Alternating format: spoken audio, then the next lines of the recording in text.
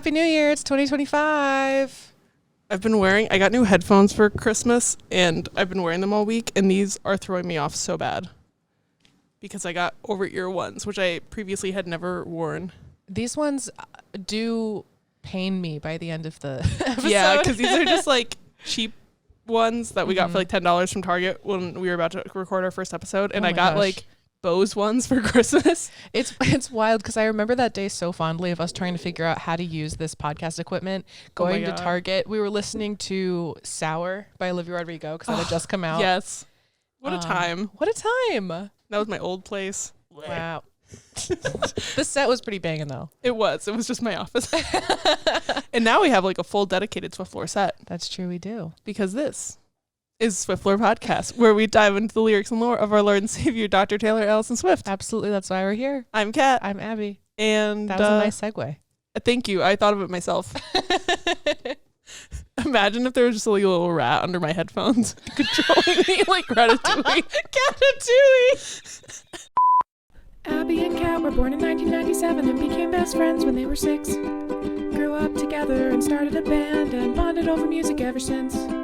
20 years later, they are all grown up and spend their free time analyzing lyrics. Now here they are talking all about their Lord and Savior, Dr. Taylor Allison Swift. Taylor, if you're listening, we love you. Oh, gosh. So this week, we're going to be talking about some toxic femme fatale songs. Yeah. So I'm covering Blank Space. I'm covering I'm Gonna Get You Back. I'm going to get you back. I'm gonna give it right. You say as fast as possible and kind of mumble. That's so how that you have can to say like it. miss it. Yeah. So it's the new year. It's 2025 now. This is our first episode of 2025. I have been recovering because we went from holidays to trip to, for me, another trip for New Year's.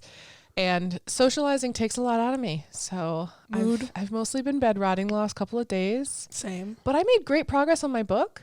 Hell yeah. A couple people have offered to read part 1 for me just because I want to see, I finished part 1 on the trip and I want to see how people feel about it, you know? So we'll see. I have worked on my book a little bit, but I've been trying to get a bunch of other stuff in order because I'm going to the Cayman Islands next week. I'm really excited to go to the beach and say, I don't see any bank accounts out there. My dad said I'm not allowed to make that joke while we're in the Cayman Islands because people might get upset about me making jokes about offshore bank accounts. But what am I if not a comedian? It's a good thing that I'm not also going because I would go, let's go to the beach, Nicki Minaj, the whole time. The whole time. And it would just be back and forth of you making that joke and me making offshore bank account jokes. This is why the only trip I've ever taken with Kat's family happened 10 years ago. To Cleveland. What a time.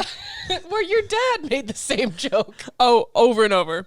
No, see, I'm not allowed to make it because people might get like squirrely about the financial implications of the Cayman Islands. Okay, fair. I'm still going to make it. But if I die... That's why. I died for the bit. You can't die for any other reason. It's the bit or nothing. That's your prophecy.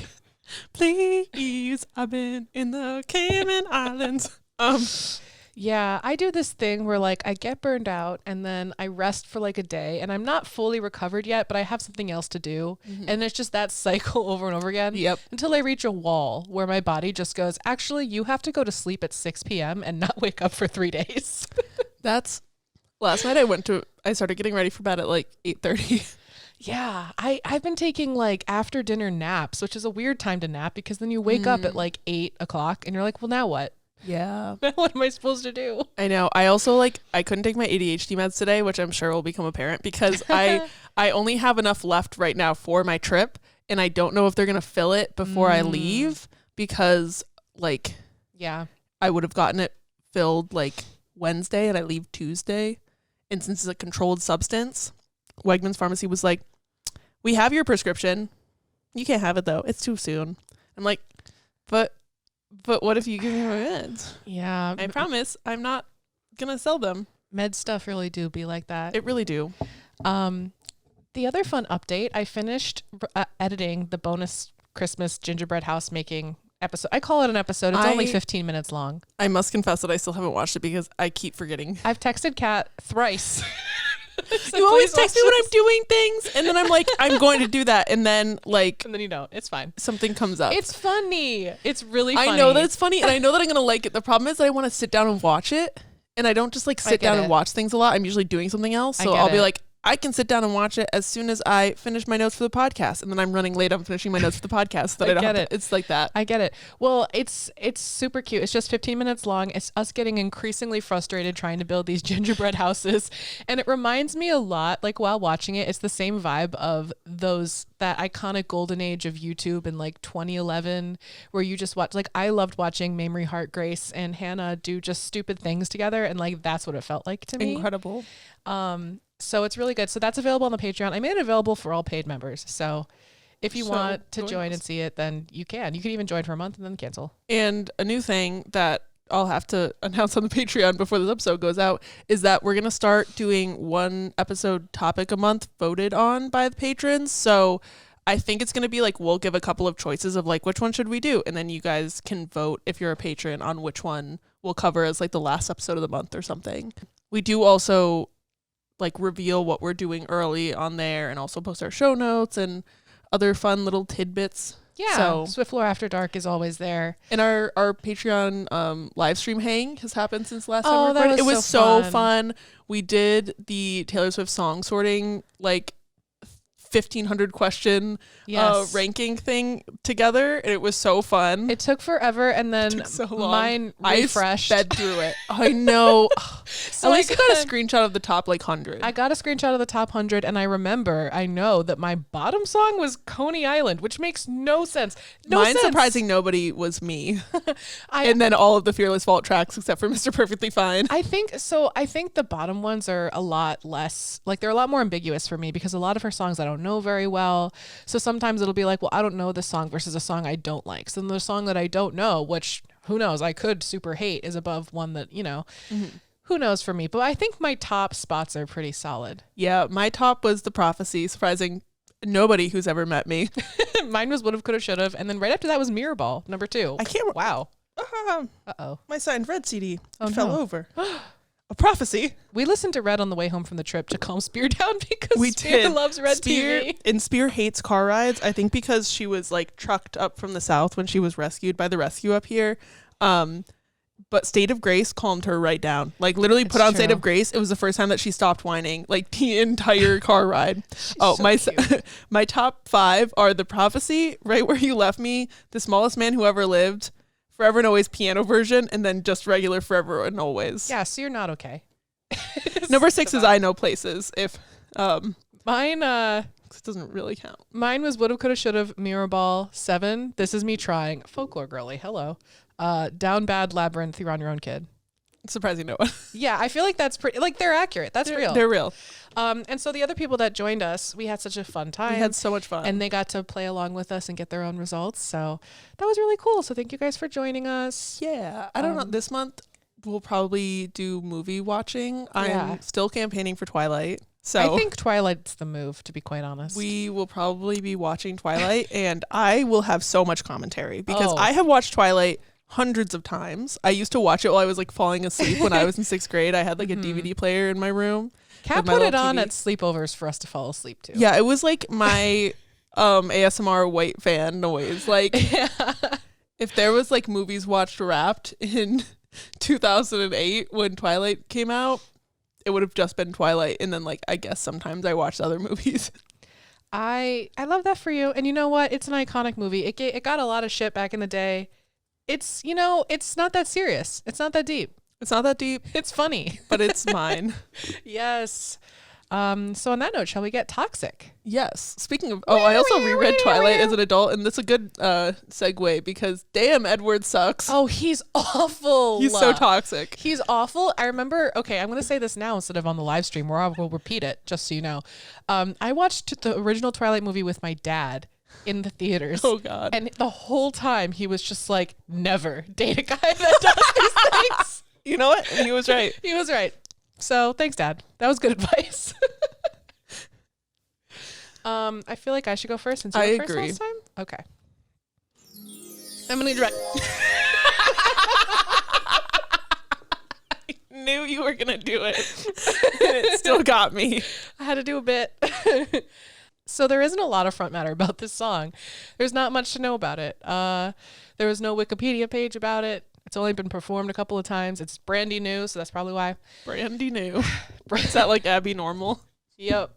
Actually, my former car was named Brandy. Brandy. Because at the time, I was You're like, a fine wow, girl. this is, I used to sing, you're a fine car. And that was me in college. We don't have to talk about it anymore.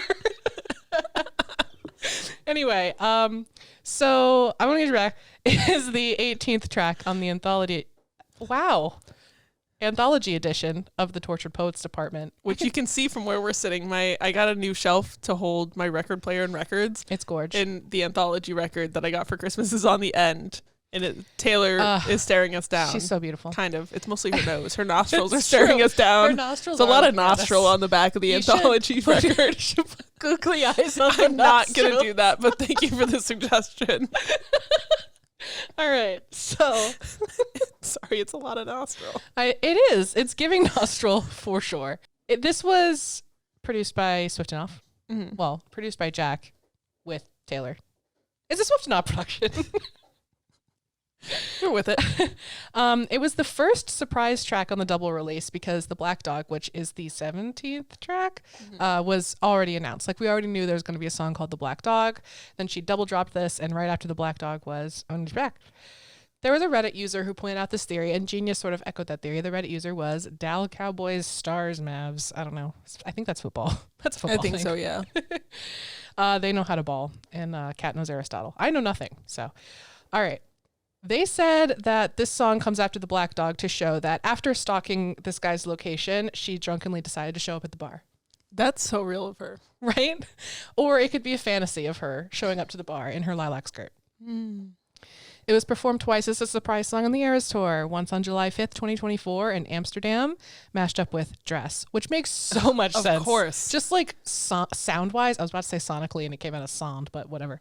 And also on July 28th, 2024, so later that same month in Munich, mashed up with I Don't Want to Live Forever. Both of these make sense. Yeah. Like sound-wise. It's very like Reputation 1989 to me. Yeah. This is generally loved by fans, as well it should be. It's a bop. There's a bit of a controversy with this song because it's similar to Get 'Em Back by Olivia Rodrigo.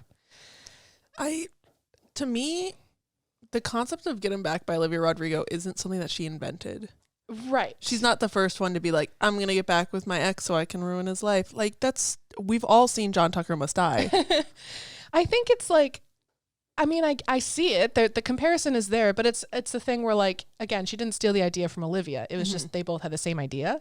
The sounds are completely different. Yeah, the vibes are completely different. I do see the controversy, but also Olivia Rodrigo got into hot water about like sampling other songs too, right? Yeah. So, you know, just let people live. Just let art be art. Mm-hmm. So when I originally listened to the song, I noted that it sounded like Rep 1989, and I also compared it to Blank Space. So there you go. Here we are. Something I wrote was, I want to make bad choices in a club with my ex while this song plays. I'm also drinking a martini in this scenario. Yeah. I stand by that. That's the vibe. Like, that's It the is the general vibe. vibe of the song. I originally had it ranked as 16. Then randomly over the summer went up to 4. I don't know. Damn, really? I feel like that's a fake. But maybe, I think it was because I was just listening to it a lot. I feel like to me, the way Tortured Poets is hit is when I first listened to it, there's a lot of songs that were like, this is my shit. Uh-huh. And then over time, like, I'll get really obsessed with one song and dive really into it and be like, this song is everything. And then I kind of like, so now that adds to the God tier level. Yeah. And then like, this one hasn't gotten that treatment yet. Yes. Like, I just did that with I Look in People's Windows because I of love that our one. clip of dancing to it in my vlog. Yeah. So it's kind of like that for me with I Can Do It With a Broken Heart. Like, everyone knows that was my favorite from the jump. I stuck with that one for a while. I listened to it a lot. That one would be a lot lower on my list now. Yeah. Just because, like, it had its moment in the sun for me. And there are parts of it that I don't like so much. And I think overall, this one has no flaws to me. Like, Fair. It's just solid. Valid. So anyway, it went up, had a brief moment where I listened to it a lot, apparently, and it's gone back down to like 11. It's like a middle of the road song for me on Tortured Poets Department, which is still a which high is road. still amazing. Middle of the road on a high road album. And then on my overall Taylor song ranking, it was 54. Oh, I should see where it was in mine. And I feel like that's pretty, like, high.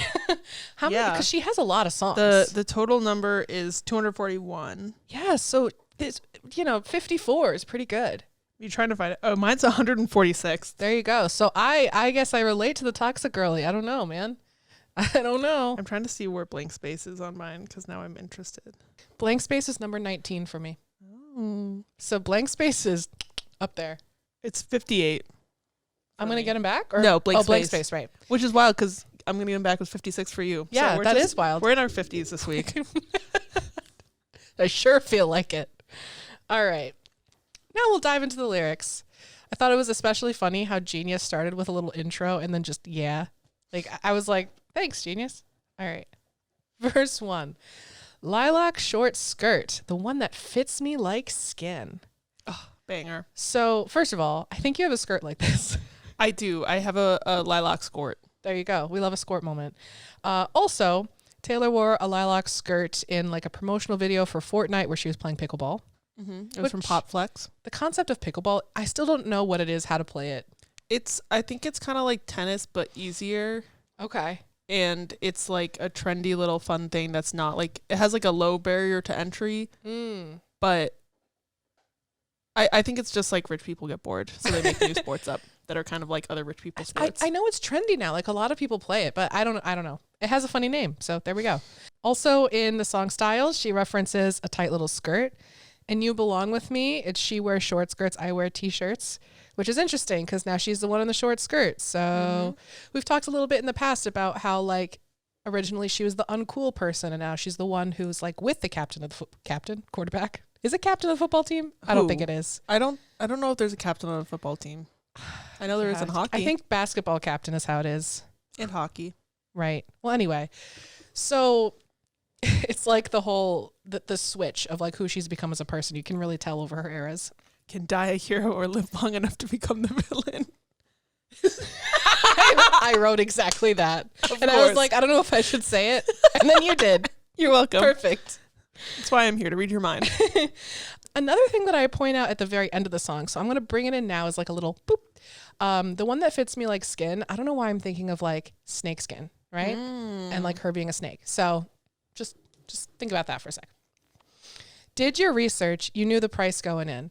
So he knew that she was Taylor Swift TM. He knew the risks of that. Everyone she dates, I feel like at this point knows that there's a risk of the publicity of it all, the fans turning on them afterwards, and also her writing songs about it.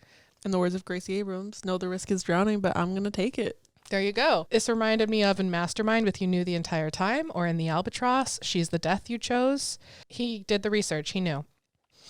But also the concept of doing your research, it feels like an act of choice of like a scheming, because this whole song is about them playing mind games with each other. So it's like he did his research. He knew the price. He paid it and did his own little bunch of... I also wonder about like Cowboy Like Me parallels of like the grifter, ex-grifter romance. True. Also, Kat texted me this morning. I had just woken up. I checked my phone. And it said, Careless Whisper, ex-Cowboy Like Me. Thoughts? And I was like, Taylor Swift didn't write to Careless Whisper. But luckily I followed it up with, oh God, what did I even say? I can't remember what the line was. Never gonna dance again.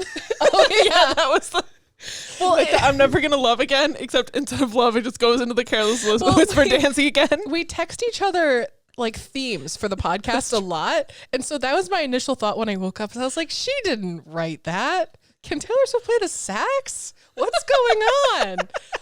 Anyway, when I first wake up, I'm so dumb. So anyway. And I'll tell you one thing, honey. I can tell when somebody still wants me. I love this for her. Don't know if it's true. I mean, I feel like you can usually tell. I mean, unless you're in your Delulu era. I think she's kind of in her Delulu era right now. She's a little bit in her Delulu stalker era. And also, I just love, isn't it so real to be like, that person definitely wants me. I know it. I know it for a fact. And then they don't. Like, that happens to us all. We've all been there. We've all been there. Come clean. Let's go back to the beginning. Back to where the earth, the sun, the stars all aligned. Hilary Duff, always relevant. I like that we even laughed in sync there. That was really freaky. Our friend Lila came on the live stream and was just like, so anyway, which one of you is which? Which is so real. It is so real. Anyway, standing at the bar like something's funny, bubbly. Once you fix your face, I'm going in. I had a lot to say about this. So she sees him laughing either with his friends or with a girl, like something's funny. He's bubbly. He has this mask on. And I love that she says, like, fix your face. Like, stop laughing. Be sad. I know you like to be sad. She has several songs about how tortured he is and how much he loves to be melancholy. She's like, fix your face. And then I'm going in when you're at your most real, when I can swoop in and ruin your life. Girl boss. Girl boss for real. We get to the chorus. Whether I'm going to be your wife or going to smash up your bike, I haven't decided yet. This song is so catchy. And that rhythm is just like... It's so good. It's so good. And I've talked multiple times before, both of us have, how love and hate are not opposites. They both come from a place of passion. You have to care about something deeply to hate it. And so this idea of whether I'm going to marry you, be with you forever, or ruin your life, I don't know, but it doesn't matter because both of those feelings come from the same place. This line always makes me think of the Blank Space music video because she smashes a car with a bat. She sure does. And it's a golf club. Oh, well, there you go. I just watched it today. That's so fair. Some people think that this song is connected to Falling For You by 1975 because they're both all one word, and also the singer of the 1975 and then also the lyric, all we need's my bike and your enormous house, which is interesting because later she says whether I'm going to curse you out or take you back to my house. So she says bike and house. Whoa. I personally think it's a coincidence, but what a coincidence. Exactly. And then we get to this amazing, iconic post-chorus. Oh, it's so good. This is where I hear like the dress mashup come in. I hear the whispers in your eyes. I'll make you want to think twice. You'll never find that you were, you'll find that you were never not mine. You're mine. And like the way she screams, you're mine. Amazing. Love this part. I talked literally last week about the word mine and how important that is for her. And I made this a really painful comparison that like he is her secret garden. Like she's so obsessed with this person. I was going to make a seagull joke. All right, make it. That was mine. I'm also wearing the 1989 cardigan, which features seagulls on the back. Mine? Oh my God, we need an edit now. We need an edit of this chorus of just you're mine. Oh gosh. All right. Nemo, Taylor's version. It's Finding Nemo, but like all one word. Second verse, small talk, big love. Maybe I'm thinking too deeply about this, but I love this line because firstly, we've got like the small and big comparison, but also small talk as in we're not talking about anything too serious, but there's like a big love behind it. And I love that contrast. It also makes me think about like the fact that on this album, we don't know a lot about the relationship itself other than once they smoked and eat 7 bars of chocolate and then he wanted to have her babies. I also think with this line, like in the context of her going up to him at the bar, it's like they're making small talk knowing that they have like this big love between them. Yes. And I think that's definitely the right read. It just made me think of like the fact that this huge relationship that she talks about on the album a lot has to do with like a lot of small talk and a lot of these big swooping declarations. Act like I don't care what you did. She's cool girling once again. Real. I love that as a verb. She's cool girling. And I was able to say it this time without stuttering. So that's so basically you're a cool girl. That's the one qualification. Yes. I'm an Aston Martin that you steered right into the ditch, then ran and hid. So first of all, I've got another fancy car. I had my Maserati moment. Now I have my Aston Martin moment. Secondly, in The Smallest Man Who Ever Lived, you crashed my party in your rental car. So this could be literal or it could be a metaphor. It could be literally the crashing of the car, or it could be like crashing into her life, leaving this wreckage, and then running and hiding like a scared little boy. Looked into my eyes. Thought I knew you for a minute, but I don't anymore. Wow. And I'll tell you one thing, honey. I love this use of honey as a way of like disarming him. She says it in the first verse too. Honey derogatory. Honey derogatory. She's like, what? Little old me? Honey, I could never. Like, that's what she's doing. I can take the upper hand and touch your body. Amazing. Oops, sorry. You just got the upper hand and touched my body. I touched your phone. You touched my phone and my phone touched my chest. So, Femme does. All right. So I love this line because like there's that getting of the upper hand. Like she knows that she has leverage and using it to manipulate him by like I'm miming touching. You're like petting a very big cat. Because I don't want to say it's spicy. That's why. Well, I also think of this line of like she does all this work to get the upper hand just to like caress his face. Like she's doing all this work because she just wants to be with him. Yes. Oh my gosh. Yes. Yes. Flip the script and leave you like a dumb house party. So good. So good. So like all she wants is to disarm him enough to like get to touch him and have that moment and then bolt and leave because she wants him to feel the pain that he caused her. And then, or I might just love you till the end. And that really hurts because this whole song she's saying, I want to ruin you. But the moment she touches him, she's like, or maybe we'll get married. I feel like it's almost like the fulfillment of the blank space prophecy of like, there's two options for this. Like either we're going to be like, it's going to be forever or it's going to go down in flames. Yeah. And if it's not forever, I will light the flames myself. Right. I'll set fire to my house or exactly burn my house, set fire to my clothes, whatever. Yeah, that one. Yeah, I think that it's just so interesting how like all she wants is that like really this whole song is so aggressive and all she wants is love. We've all been there. It hurts. Ouch.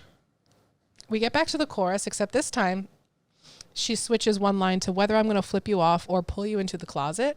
This reminds me of like a dumb house party where either you're just going to be like, how dare you? And then like flip them off or pull them into a closet and kiss a little bit. Like I don't know. I just love this concept of like the two spectrums. Yeah. Same post chorus. Then we get to the bridge.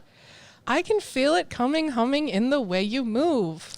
So like, good. You can't say that lyric without it being in like a rhythm, like iambic pentameter, you know? Exactly. Like there's a rhythm to it. And I also love coming, humming. I think that's just excellent. Push the reset button. We're becoming something new.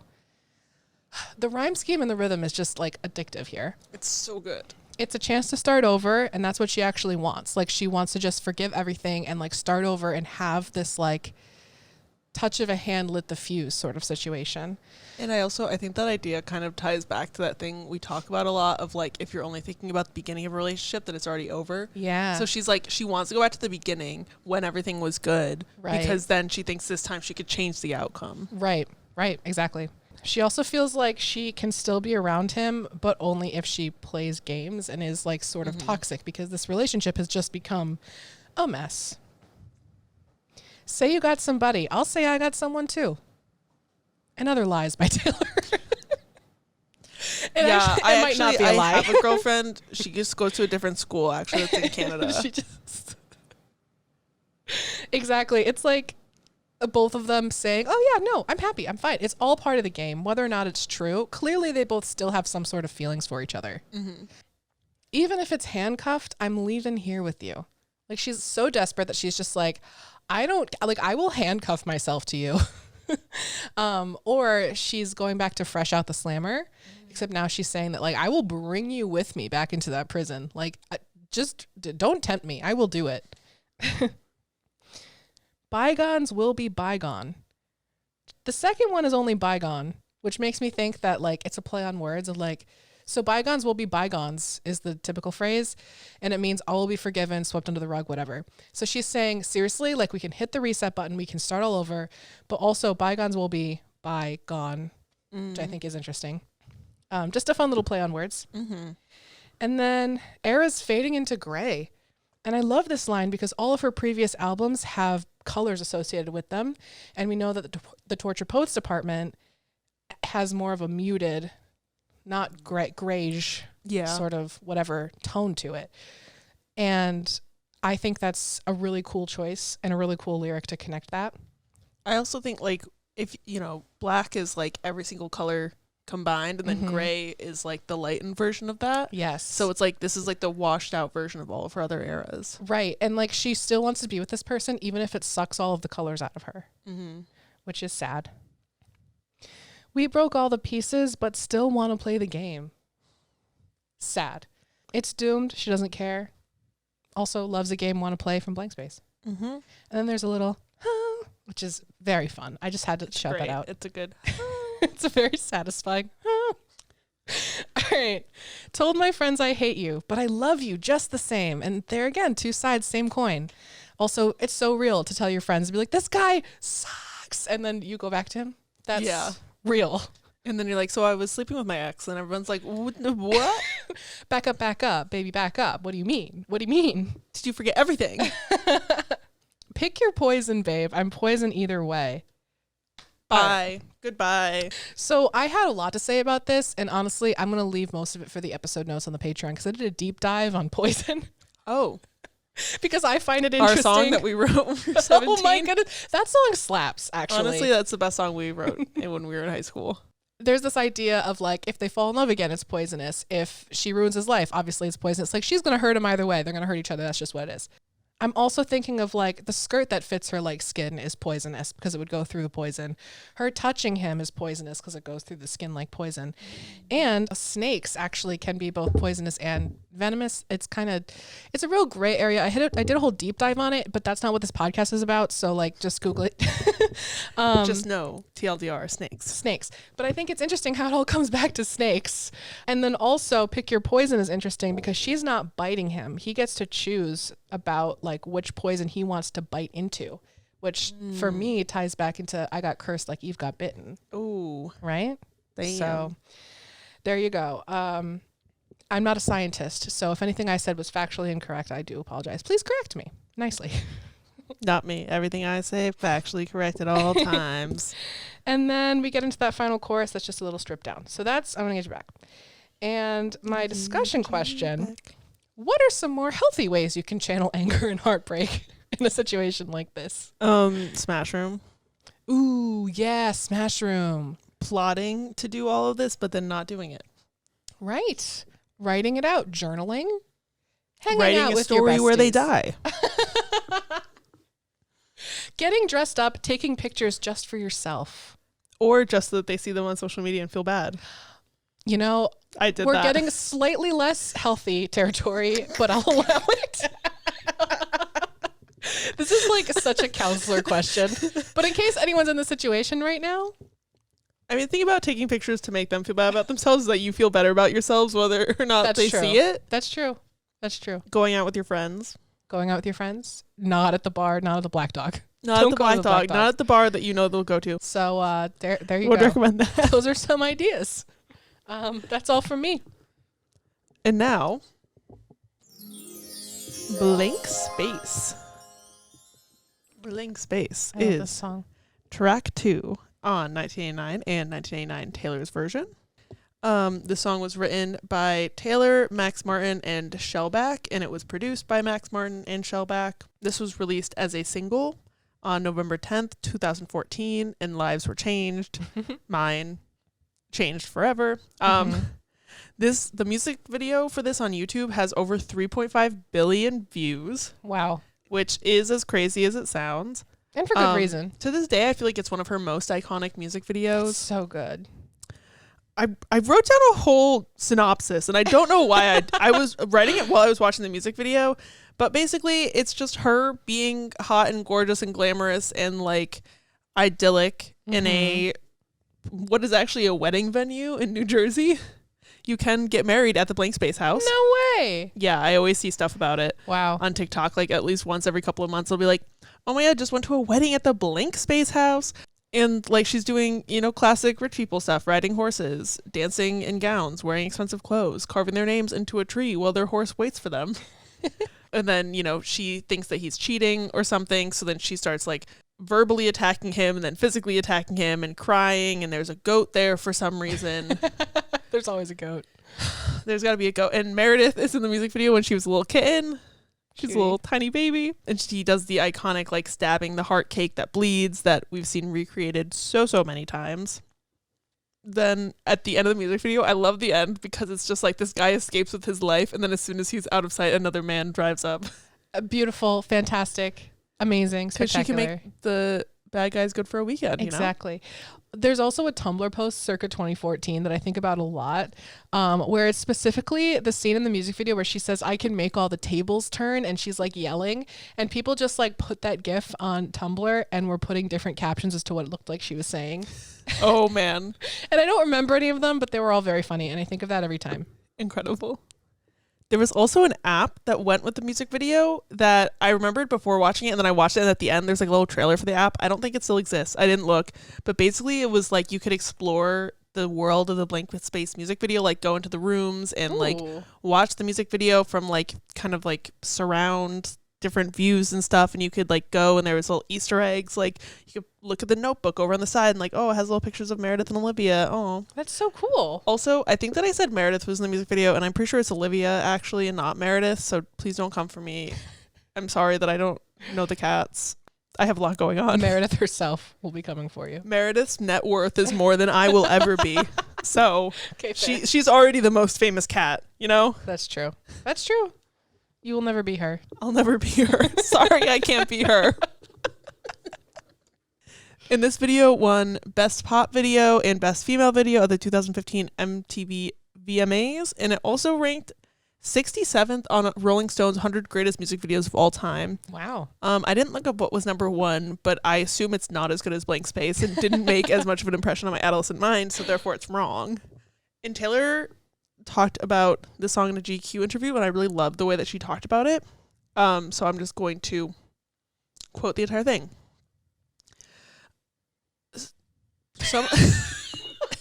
Sorry. I forgot to paste in the question that she was asked, and the first part of her response is no.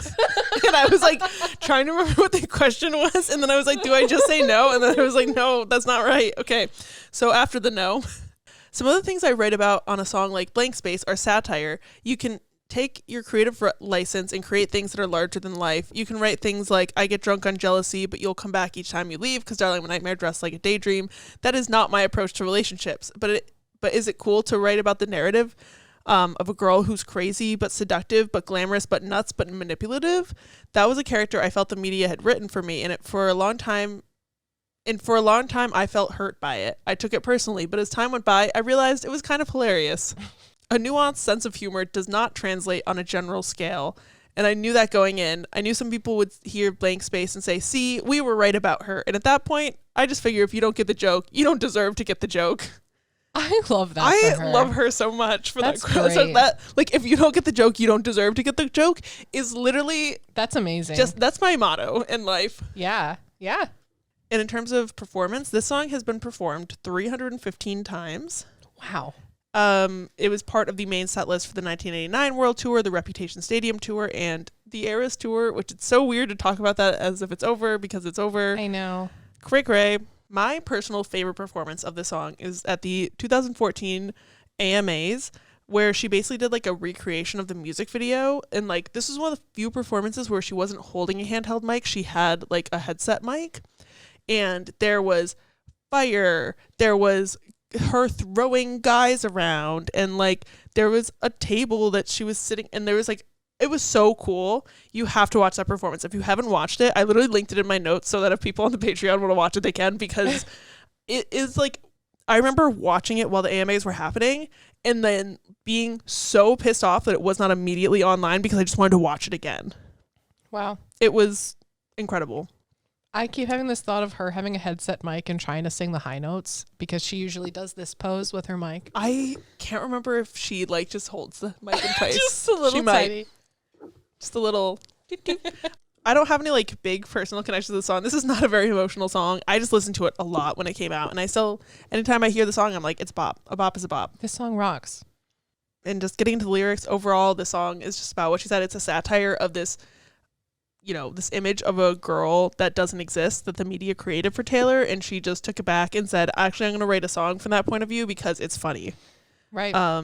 God, so powerful. I love her for that. Like, so good. She spent so much time being hurt by it, and then she reclaimed it and then turned it into like her biggest hit ever. Right. Like, this is Travis's favorite song, including the songs written about him. That's still my favorite thing is he gets asked and he says blank space, the alchemy, so high school. Like, he's an icon for that. He is, and he's also right. I love the alchemy in So High School. I like this song better. So he's right. Also, I wrote so much in my notes, and I've been not rereading. For the first time, I'm reading the Beauty Myth by Naomi Wolf, which is about like how the beauty industry is used to control women, and like it's a very good book. But I've been listening to the audiobook a lot, so I feel like I'm thinking in like academic sociological terms instead of like a person.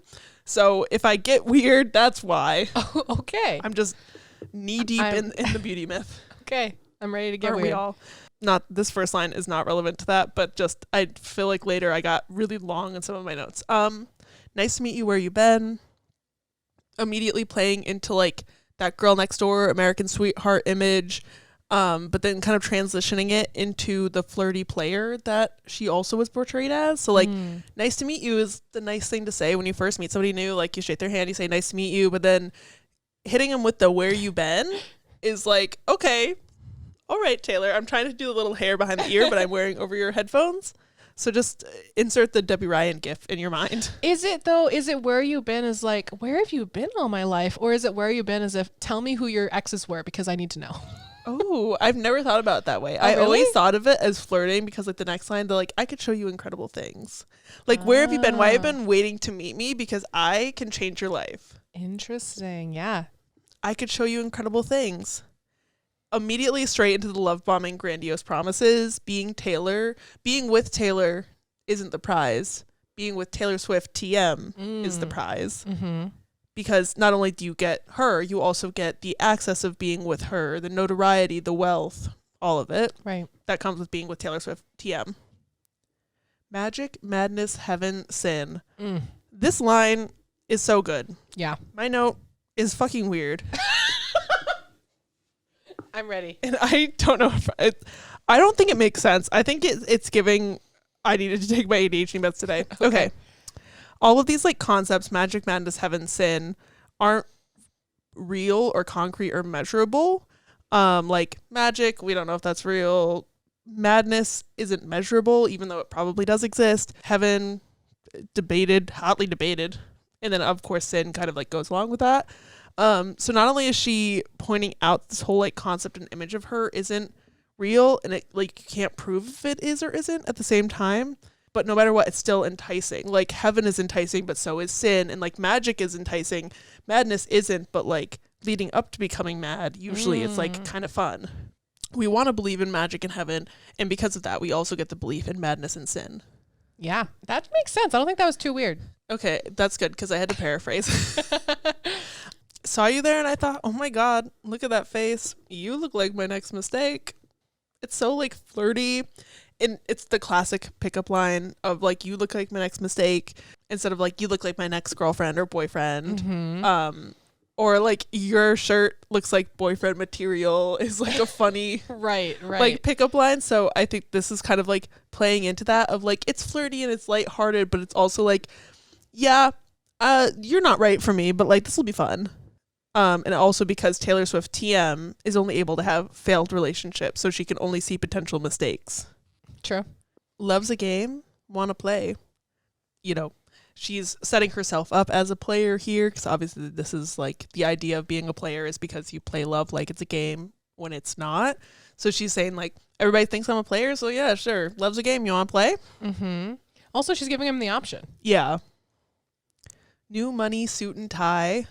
New money is often like spotted because they flaunt their new money, because a lot of times it's like you grew up without money or without like the obscene amount of wealth that you end up with. So then you like buy expensive suits and ties, you buy expensive cars, you buy these giant houses that are super flashy, and you throw these parties and you're the Great Gatsby or whatever. Like that's like Great Gatsby is very new money. He has this flashy mansion that he shows off all the time because it's not just having money, it's proving it. Mm-hmm. And that's what she's attracted to, is this new money suit and tie, because she's like, you want to be seen by people and I want to be seen by people. So therefore, if we're together, because old money is kind of known as being like classier and less flashy and more subtle and more like they signal to other people of the same class, but they don't like have to show off to the people below them. I'm doing air quotes. Wealth is dumb. So yeah, he's new money. He's the perfect target because in a lot of ways, like she's a collectible as much as anything else. I also know that at the time people were saying that she was targeting a very specific kind of guy. Very like proper, because I know people made fun of like the guys she dated. This was the peak era for that. Yeah, this is, I think that once she pointed it out, it wasn't fun anymore. It's like the I hate it here game. Yeah. She ruined the game. It's not fun when the person that you're making fun of then turns it around and makes millions of dollars off of you making fun of her. Yeah. She took back her power, and that's like, well, now it's not fun. I can read you like a magazine.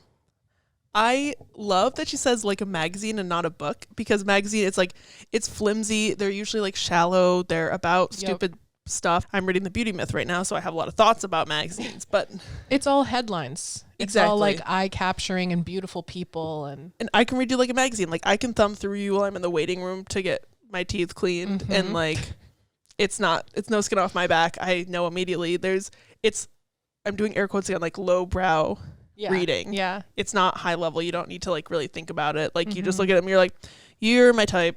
You're rich and you're not old money. Let's go. Right. Ain't it funny? Rumors fly. And I know you heard about me.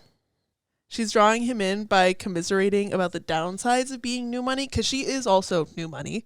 I mean, her parents were also wealthy. We can have that debate, but to the level of rich that she is, she's new money.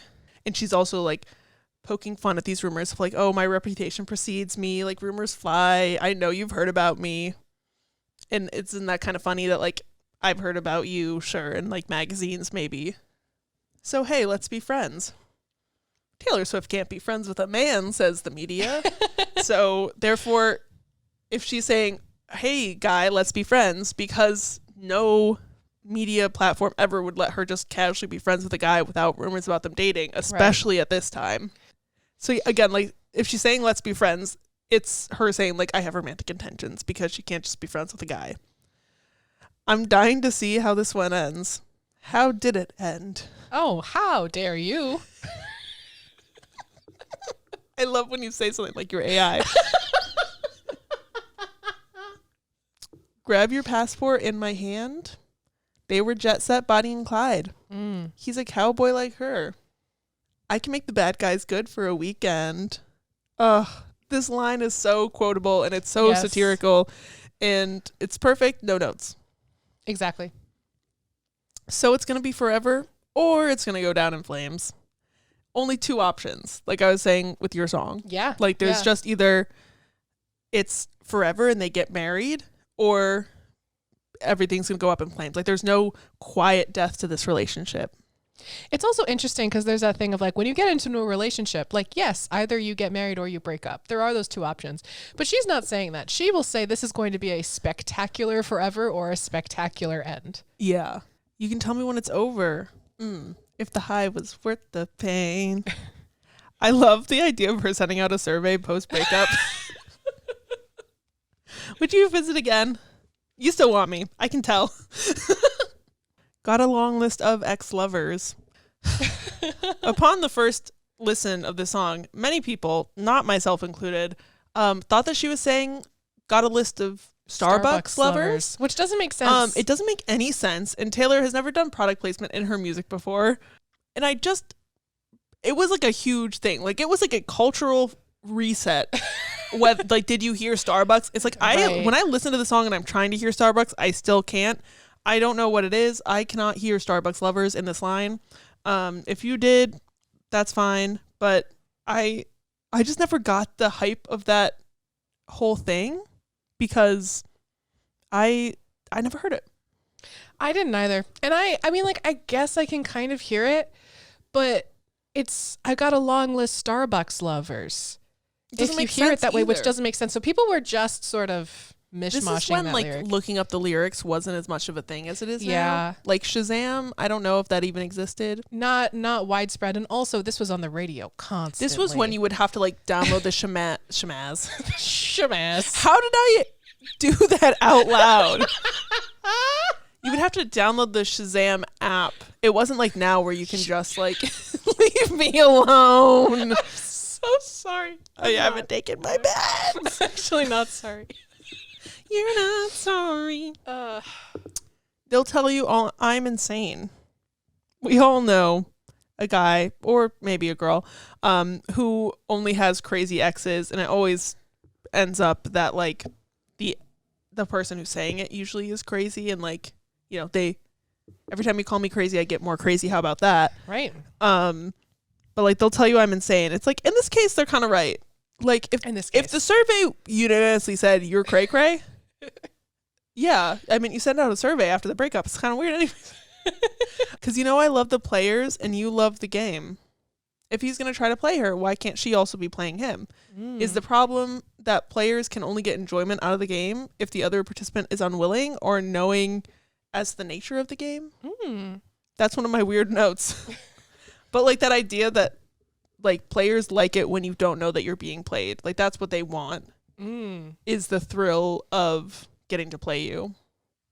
Because we're young and we're reckless. We'll take this way too far. Taylor was like 24 when the song came out, still prefrontal lobe development, still young and reckless. And when you're young, they assume you know nothing. And then you'll go too far with it. And then they're kind of right. It'll leave you breathless or with a nasty scar. Again, the options are either like really good or really bad and permanent. No gray areas. In counseling, we call it black and white thinking. It's very black and white thinking. Got a long list of ex-lovers. They'll tell you I'm insane, but I've got a blank space, baby. Click, and I'll write your name. For some reason, the pen click of it all and like the blank space made me think a little bit of like dance cards.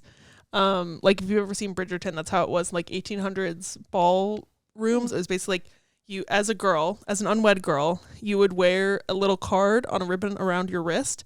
And you'd have like a little golf pencil basically. And like when guys came up and asked you to dance, they'd be like, oh, do you have space on your dance card? And then you'd be like, yes, I have the waltz open. And so they'd like write their name next to the waltz. Interesting. And so when a waltz came on, you would have to dance with them. It's a very interesting concept. But that was what it was like. Like in Bridgerton, they do that, but that also just was how it was at the time. And she's got a space for him for, you know, love and or torture. And now verse 2. Cherry lips, crystal skies. Just like those images are just so crisp and like lovely. I've got my red lip on for this and also for the 1989 of it all.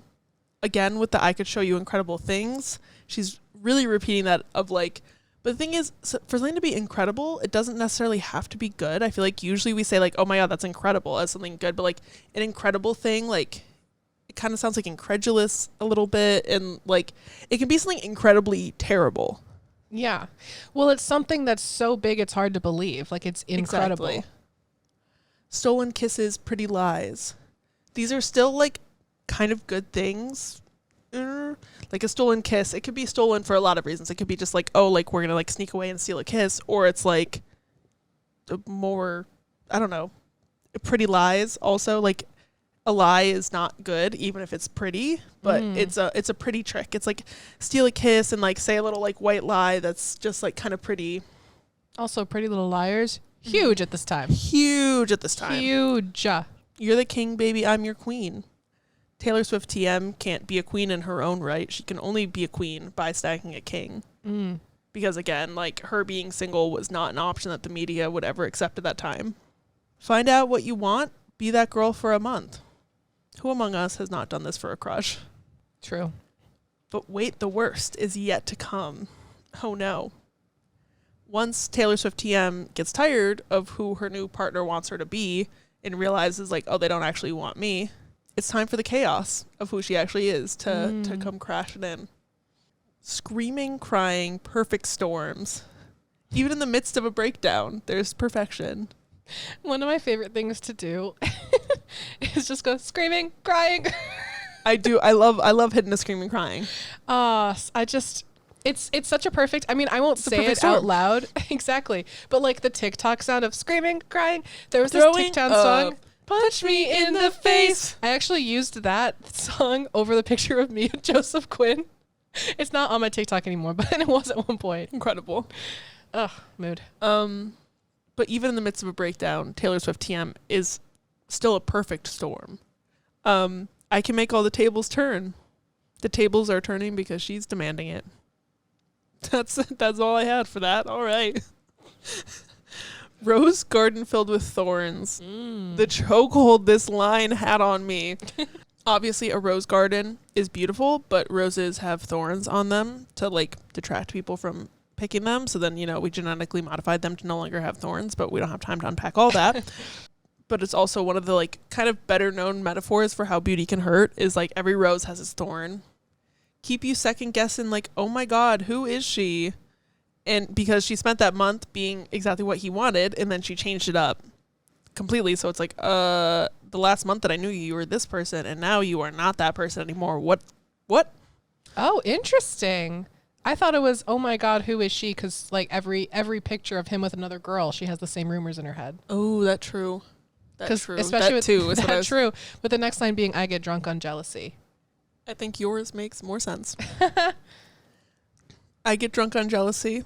The little dance move that she does for this of the like little drinking moment, it hits. But you'll come back each time you leave. Again, like she's kind of like poking fun at the way the media portrays her to have these on again, off again relationships. On the album that is canonically about an on again, off again relationship. Right. So I think it's kind of funny that she's just like, oh yes, I do that, but I'm gonna make fun of it also because she's self-aware, Right. Because darling, I'm a nightmare dressed like a daydream. Oh man. Ugh. The Instagram captions. I can picture what Instagram post I captioned with this. It was me. I had long hair. I was a senior in high school. I had it in a high pony, and I was wearing.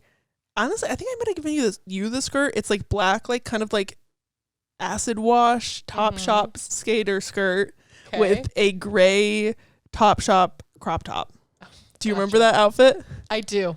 Yeah, it was my favorite outfit when I was in high school. So that was my nightmare dressed as a daydream look. With the red lips, of course. With the red lip, of course, and like only mascara, just like now.